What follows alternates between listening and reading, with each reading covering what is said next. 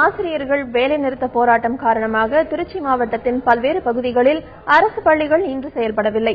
இதுகுறித்து எமது செய்தியாளர் விஜயகோபால் தரும் கூடுதல் தகவல்களை பார்க்கலாம். விஜயகோபால், வேலைநிறுத்தம் குறித்து ஆசிரியர் முன்னேற்ற சங்கத்தினர் தெரிவிக்கும் கருத்துக்கள் என்ன? இந்த ஜாக்டோ ஆசிரியர்கள் போராட்டத்தின் காரணமாக திருச்சி மாவட்டத்தில் மருங்காபுரி, வையம்பட்டி மற்றும் துறையூர் உள்ளிட்ட பல்வேறு பகுதிகள் அவர்கள் வட்டாரமாக பிரித்து வருகின்றனர். இந்த வட்டாரம் முழுக்கமே பூட்டப்பட்டிருக்கிறது, பள்ளிகள் பூட்டப்பட்டிருக்கிறது. மேலும் பள்ளிகள் திறந்து வைத்திருக்கும் பள்ளிகளில் கூட மாணவர் எண்ணிக்கை என்பது மிக சொற்பமான அளவே உள்ளது. இந்த பள்ளிகளை செயல்படுத்த வேண்டும் என்பதற்காக ஆசிரியர், சிறப்பாசிரியர்கள் மற்றும் ஆசிரியர் பயிற்றுநர்கள், சத்துணவு அமைப்பாளர்கள் உள்ளிட்டோரை வைத்து பள்ளிகளை திறந்து தற்பொழுது பாடம் எடுத்துக் கொண்டிருக்கின்றனர். ஆனால் மாணவர்கள் எண்ணிக்கை மிக சொற்பமாக இருக்கிறது. இந்த போராட்டத்தின் நோக்கம் குறித்தும் இந்த போராட்டம் தற்பொழுது எப்படி நடந்து கொண்டிருக்கிறது என்பது குறித்து நம்ம பேசுவதற்காக தமிழ்நாடு ஆசிரியர் முன்னேற்ற சங்கத்துடைய மாநில தலைவர் தியாகராஜன் நம்ம அருள் இருக்கார். அவர்கிட்ட கேட்போம். சார் வணக்கம். இப்ப இந்த போராட்டத்தின் நோக்கம் என்ன? அது இந்த போராட்டத்தை எந்த அளவுக்கு வீரியமா கொண்டு போயிட்டு இருக்கீங்க, இதை பத்தி சொல்லுங்க. 6வது ஊதிய குழுவில் ஏற்பட்டிருக்கிற முரண்பாடுகளை களைய வேண்டும். குறிப்பாக இடைநிலை ஆசிரியர் உள்ளிட்ட அனைத்து வகை ஆசிரியர்களுக்கும் மத்திய அரசுக்கு இணையான ஊதியத்தை வழங்கிட வேண்டும். பங்களிப்பு ஓய்வூதிய திட்டத்தை ரத்து செய்து மீண்டும் பழைய ஓய்வூதிய திட்டத்தை கொண்டு வர வேண்டும். ஆசிரியர்களுக்கு பணி பாதுகாப்பினை வழங்கிட வேண்டும். தகுதி தேர்வை நீக்கிட வேண்டும் போன்ற உள்ளிட்ட 15 அம்ச கோரிக்கைகளை வலியுறுத்தி இந்த போராட்டம் 5வது கட்டமாக இன்று நடந்து கொண்டிருக்கிறது.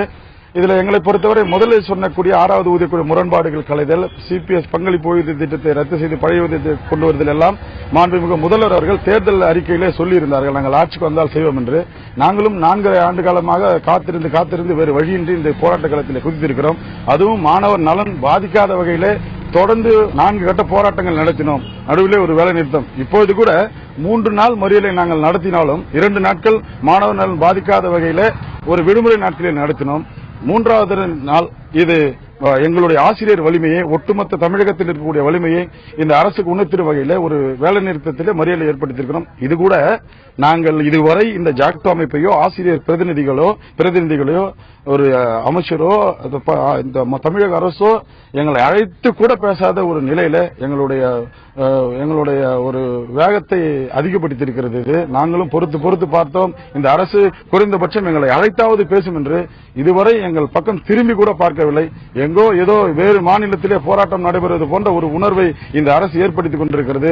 தயவு செய்து ஆசிரியர் சக்தியை, எங்களுடைய நியாயமான கோரிக்கைகளை எல்லாம் நீங்கள் சொன்னதை மட்டும்தான் நாங்கள் கேட்கிறோம். நியாயமான கோரிக்கையை நிறைவேற்றி தருங்கள். இன்னும் குறைந்த காலம் இருக்கிறது. தற்பொழுது பாத்தீங்கன்னா வட சென்னை, தென் சென்னை, சென்னை, காஞ்சிபுரம், திருவள்ளூர் இது போன்ற ஒரு 7 மாவட்டங்களில் கடுமையான மழை வெள்ளம் காரணமாக 1 மாதத்திற்கு மேல பள்ளிகள் திறக்கப்படல. ஏற்கனவே மாணவருடைய படி பாதிக்கப்பட்டிருக்கு. இந்நிலையில் உங்களுடைய போராட்டம் இன்று பள்ளி நாள் அன்றுமா நீங்க வேலை நிறுத்தி ஈடுபடுறது மாணவர் நலனை பாதிக்காத 100% மீண்டும் ஒரு அழுத்தமான பதிவு. மாணவர் நலனிலே எங்களை விட அக்கறை கொண்டவர் வேற யாரும் இருக்க முடியாது. உண்மையாகவே மாணவர் நலன் மிகுந்த அக்கறை எடுத்துக்கொள்ள நாங்களும் வருத்தப்படுகிறோம். எங்களை குறைந்தபட்சம் அழைத்து நீங்கள் பேசி இருந்தால் கூட இத்தகைய மறியல் போராட்டத்தை கூட இந்த அரசு தவிர்த்திருக்கலாம். யோசித்து பாருங்கள். கிட்டத்தட்ட 3 லட்சத்துக்கு 5 லட்சம் கிட்டது ஏறத்தாழ 3 லட்சத்திலிருந்து 4 லட்சம் ஆசிரியர்களை கொண்ட ஒரு சமுதாயம் என்று போராடி கொண்டிருக்கிறது. ஒரு அமைச்சர் கூட அழைத்து பேசவில்லை என்று சொன்னால் எங்களது உணர்வுகளை புரிந்து கொள்ளுங்கள். ஒரு 5000 ரூபாயில வெள்ள நிவாரணம் இல்லை என்று சொன்னாலே அங்கங்கே போராட்டம் நடத்துகிறார்கள். நாங்கள் கட்டிய பணம், எங்கள் உழைப்பிலிருந்து கட்டிய சிபிஎஸ் பணம் 100 ஆசிரியருக்கு மேல இறந்திருக்கிறார்கள். 1000 ஆசிரியர்கள் ஓய்வு பெற்றிருக்கிறார்கள். அவர் ஓய்வு பெற்று கொடுக்க பணம் இல்லை. அந்த பணம் எங்கே இருக்கிறது என்று கூட தெரியவில்லை. எங்கள் உழைப்பில் நாங்கள் கட்டிய பணத்தை கேட்டால் இந்த அரசு எங்க இருக்கிறது, அது குறித்து என்ன நிலவரம் எடுத்திருக்கிறார் என்று அதிகாரிகளுக்கு கூட தெரியவில்லை. நாங்கள் வேறு எங்கே செல்வது? உரிமையை நாங்களும் கேட்க வேண்டும் என்று நினைக்கிறோம். இது தயவுசெய்து திசை திருப்ப வேண்டாம். உடனடியாக மாணவர் நலன் கருதி இந்த அரசு எங்களை அழைத்து பேசி நாங்களும் அதற்காகத்தான் அவளோடு காத்துக் கொண்டிருக்கிறோம்.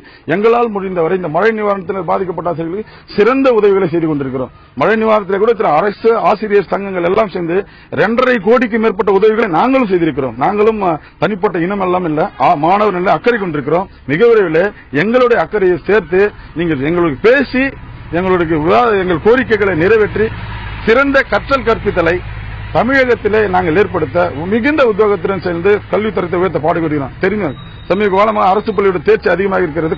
அடுத்தடுத்து நாங்கள் ஒழிப்பதற்கு காத்துக் கொண்டிருக்கிறோம். குறைந்தபட்சம் எங்களை அழைத்து பேசுங்கள், எங்களை இழிவுபடுத்தாதீர்கள். இந்த இழிவுபடுத்துவதுதான் இந்த முற்று போராட்டங்கள் மிக வலிமை அடைவதற்கு காரணமாக இருக்கிறது. திருச்சி மாவட்டத்தை பொறுத்தவரை இந்த ஜாக்டோ ஆசிரியர்களுடன் போராட்டத்தின் காரணமாக 1346 தொடக்க மற்றும் நடுநிலைப் பள்ளிகள் இருக்கின்றன. இவற்றில் 3500க்கும் மேற்பட்ட பள்ளியில் உள்ள ஆசிரியர்கள் பணிபுரிகின்றனர். இவர்களில் இன்று மட்டும் 2500க்கும் மேற்பட்டோர் விடுபடுத்திருக்கின்றனர். இதனால் இன்று முழுவதும் பார்த்தீர்களானால் இந்த பள்ளிகளில் ஆசிரியர்கள் வருகை என்பது சொற்பமாகவே இருந்தது. மேலும் திறக்கப்பட்ட பள்ளிகளிலும் மாணவர்களின் வருகை என்பது மிக மிக சொற்பமாக இருக்கிறது. திருச்சியிலிருந்து தந்திரி செய்திகளுக்காக ஒளிப்பவர் பாலாவுடன் விஜயகோபால்.